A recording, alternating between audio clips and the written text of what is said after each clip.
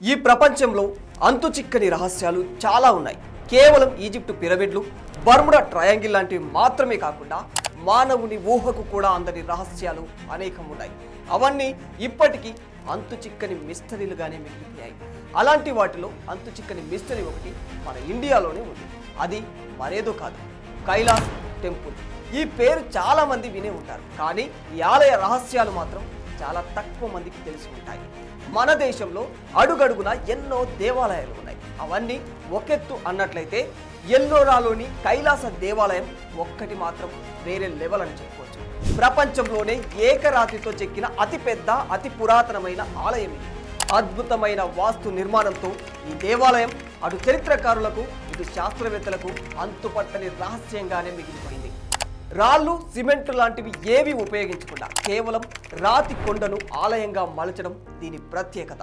పైగా దీన్ని కింద నుంచి కాకుండా పై భాగం నుంచి కిందకు చెక్కుకుంటూ ఆలయాన్ని నిర్మించడం మరో అద్భుతం అని చెప్పుకోవచ్చు. అయితే ఈ ఆలయాన్ని ఎవరు నిర్మించారు, ఎందుకు నిర్మించారు, అసలు మనుషులే నిర్మించారా లేదా ఇది ఏలియన్స్ పనా అనేది ఇప్పటికీ ఎవ్వరికీ తెలియని రహస్యం అని చెప్పుకోవచ్చు. టెక్నాలజీ అందుబాటులో లేని ఆ రోజుల్లో ఇంత అద్భుతమైన ఆలయాన్ని నిర్మించారంటే అసలు నమ్మబుద్ధి కాదు మనిషిలోడికి ఎవరికైనా. ఈ రోజుల్లో ఇలాంటి ఆలయాన్ని నిర్మించాలంటే పక్కా బ్లూ ప్రింట్, అనుభవజ్ఞులైన ఇంజనీర్లు చాలా అవసరమవుతూ ఉంటుంది. కానీ అప్పట్లో అవేమీ లేకుండానే కేవలం శిల్పులంతా కలిసి 100 అడుగుల ఎత్తైన కొండను ఆలయంగా చెప్పారు. ఈ ఆలయం ఔరంగాబాద్ సమీపంలో ఉన్న సహ్యాద్రి పర్వత శ్రేణిలోని చరణాద్రి కొండల్లో ఉన్న ఎల్లోరా కేవ్స్లోని 16వ గుహల్లో ఉంటుంది. ఎల్లోరా గుహలు మొత్తం 100కు పైగా ఉన్నాయి, కానీ పర్యాటకులకు కేవలం 34 గుహల వరకే పరిమితం ఉంటుంది. అయితే ఈ ఆలయాన్ని ఎప్పుడు, ఎవరు, ఎలా నిర్మించారనే దాని పట్ల ఇప్పటికీ స్పష్టత, సరైన ఆధారం మాత్రం లేదని చెప్పుకోవాలి. ఇటీవల లభించిన కొన్ని ఆధారాల ప్రకారం క్రీస్తు శకం 8వ శతాబ్దంలో శ్రీకృష్ణ వన్ అనే రాష్ట్రకూట చక్రవర్తి ఈ ఆలయాన్ని పునర్నిర్మించినట్టు తెలుస్తుంది. అయితే కృష్ణ యాజ్ఞవల్కి రచించిన కథా కల్పతరు అనే గ్రంథం ప్రకారం ఆ ప్రాంతాన్ని పాలించే ఎలు అనే రాజు ఓసారి తీవ్రమైన అనారోగ్యానికి గురవుతాడట. అప్పుడు తన భర్త కోలుకుంటే శివుడికి గుడి కట్టిస్తానని శిఖరాన్ని చూసే వరకు పచ్చి మంచినీళ్ళు కూడా ముట్టనని చెప్పేసి ఉపవాసం చేస్తానని ఆ రాణి మొక్కుకున్నాడు. కోరుకున్నట్లుగానే వ్యాధి తగ్గిపోయింది రాజు. దాంతో నిర్మాణాన్ని తక్షణమే ప్రారంభించాలనుకున్నారు. కానీ శిఖర నిర్మాణానికి చాలా ఏళ్ళు పడుతుందని నిపుణులు చెప్పడంతో అప్పుడు పైథాన్ అనే నగరం నుంచి కోకస అనే వాస్తుశిల్పిని పిలిపిస్తారట రాజు. ఆ వాస్తుశిల్పి పర్వతం పైనుంచి కిందకు చెక్కుతూ కొద్ది రోజుల్లోనే శిఖరాన్ని నిర్మించాడని, దాంతో రాణి ఉపవాస దీక్షను విరమించిందని చెబుతారు. ఆపై ఆలయాన్ని దశల వారీగా కట్టినట్లు కూడా తెలుస్తుంది. ఈ కథలో నిజానిజాల మాట ఎలా ఉన్నా ఆలయాన్ని పైనుంచి కిందకి చెక్కుకుంటూ కట్టారనేది మాత్రం కళ్ళకు కట్టినట్టు కనిపిస్తుంది. ఎల్లోరాలోని 34 గుహల్లో దాదాపు మధ్యలో ఉంటుంది ఈ ఆలయం. అక్కడ ఉన్న గుహలన్నీ కూడా తొలిచేసినవే, కానీ ఎప్పుడనేది ఖచ్చితంగా ఎవ్వరూ చెప్పలేదు. బహుశా 5 నుంచి 10వ శతాబ్దం మధ్య కాలంలో అయి ఉంటుందని కొందరు చరిత్రకారులు చెబుతూ ఉంటారు. కైలాస ఆలయానికి చుట్టూ ఉండే గోడ 276 అడుగుల పొడవు, 154 అడుగుల వెడల్పు, 100 అడుగుల ఎత్తు ఉంటుంది. హిందూ సాంప్రదాయంలో భాగమైన ఏనుగులు అక్కడి ఆలయం లోపలి పైభాగంలో కనిపిస్తూ ఉంటాయి. ఆలయ గర్భగుడిలో శివుడు కొలువై ఉంటాడు. గోడల మీద రామాయణ, మహాభారత గాథలు, శివపార్వతులు, వరాహమూర్తి, మహిషాసుర వధ ఇలా ఎన్నో అద్భుత చిత్రాలు చెక్కబడి ఉంటాయి. ఈ ఆలయం ఆకాశం నుంచి చూస్తే ఎక్స్ ఆకారంలో ఉంటుంది. భూమి మీద నుంచి చూస్తే 4 సింహాలు ఎక్స్ ఆకారంలో నిలుచున్నట్లు కనిపిస్తాయి. ఈ ఆలయాన్ని ఎటు నుంచి ఎటుకు చెక్కుకొచ్చారనేది నేటి తరానికి అసలు అంతుపట్టదని చెప్పుకోవచ్చు. ప్రవేశ ద్వారం దగ్గర ఉన్న విఘ్నేశ్వర శిల్పాన్ని బట్టి అక్కడి నుంచే ప్రారంభించారని కొందరు చరిత్రకారులు చెబుతున్నారు.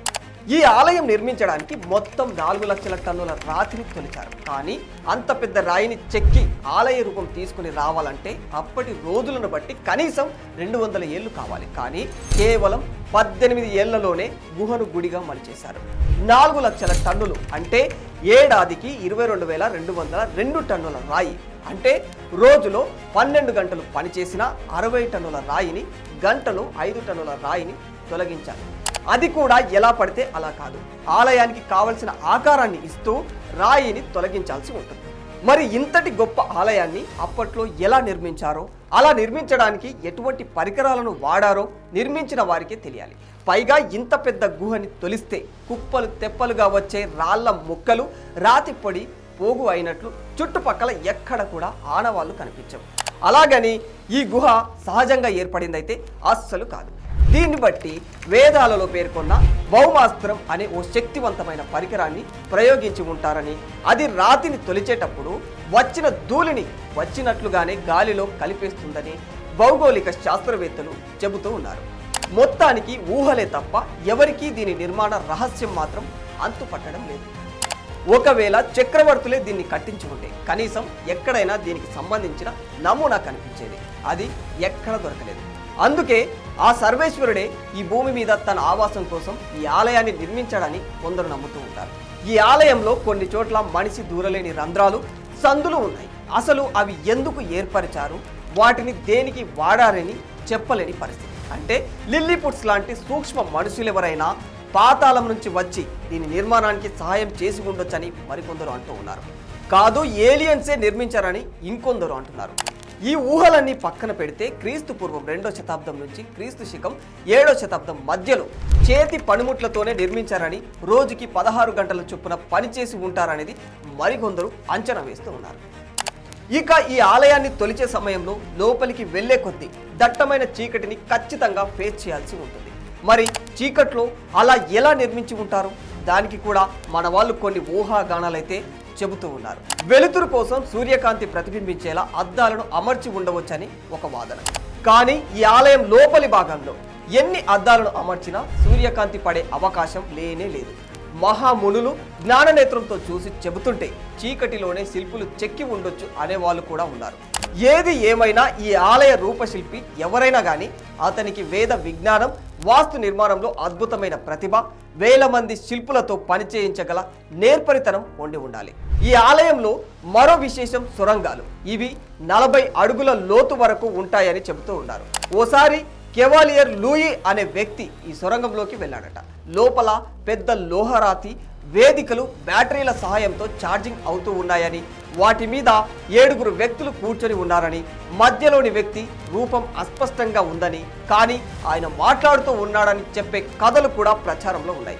ఇక ఈ ఆలయంలో ఉన్న శివలింగంపై పోసే నీళ్లు ఎక్కడికి వెళతాయో ఎవ్వరికీ తెలియదు. అయితే ఆలయం కింద ఉన్న అండర్ గ్రౌండ్ సిటీలోకి వెళ్తాయనే సందేహాలు కూడా ఉన్నాయి.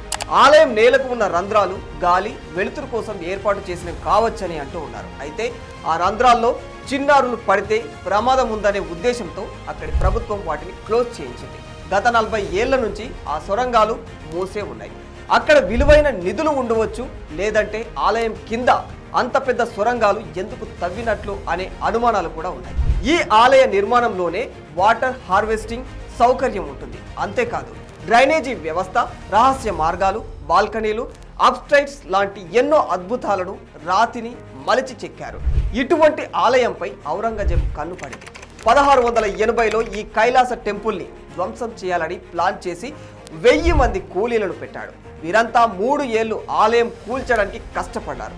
కానీ విగ్రహాలకు ఘాట్లు పెట్టడం తప్ప గర్భగుడిలో కూడా అడుగు పెట్టలేకపోయారు. 3 ఏళ్ల పాటు పంతం పట్టి పడగొట్టాలని చూసినా కైలాస టెంపుల్ని ఏమీ చేయలేకపోయారు.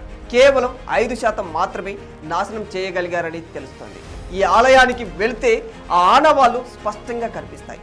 ఏది ఏమైనా ఎన్నో అంతుపట్టని రహస్యాలకు నిలయమైన ఎల్లోరాలోని కైలాస టెంపుల్ ప్రపంచ యాత్రికులు చూసి తీరాల్సిన ఓ మహా అద్భుతమని చెప్పుకోవచ్చు. For more videos like this, subscribe Big TV channel.